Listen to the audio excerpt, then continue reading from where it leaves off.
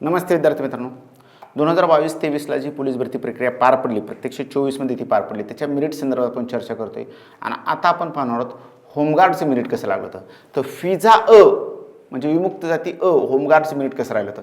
तर फिजा अ होमगार्डमध्ये महाराष्ट्रात फक्त 5-6 ठिकाणी भरती होती.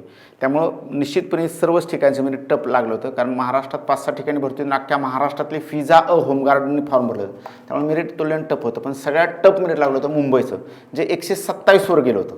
आणि सगळ्यात कमी मेरिट लागलं होतं गोंदियाचं, जे सुद्धा 113वर आलं होतं. अशा पद्धतीचं मेरिट आहे. अजून टप कुठं लागलं होतं, सातारासुद्धा टप लागलं, 124वर गेलं होतं.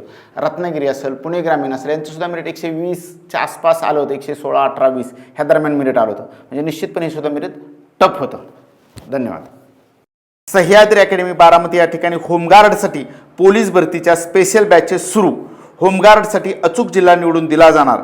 सह्याद्रीत निसर्गरम्य कॅम्पस, लेक्चर, मैदान, राहणे, जेवण, नाश्ता, जिम आणि अभ्यासिका सर्व एकाच ठिकाणी. संपर्क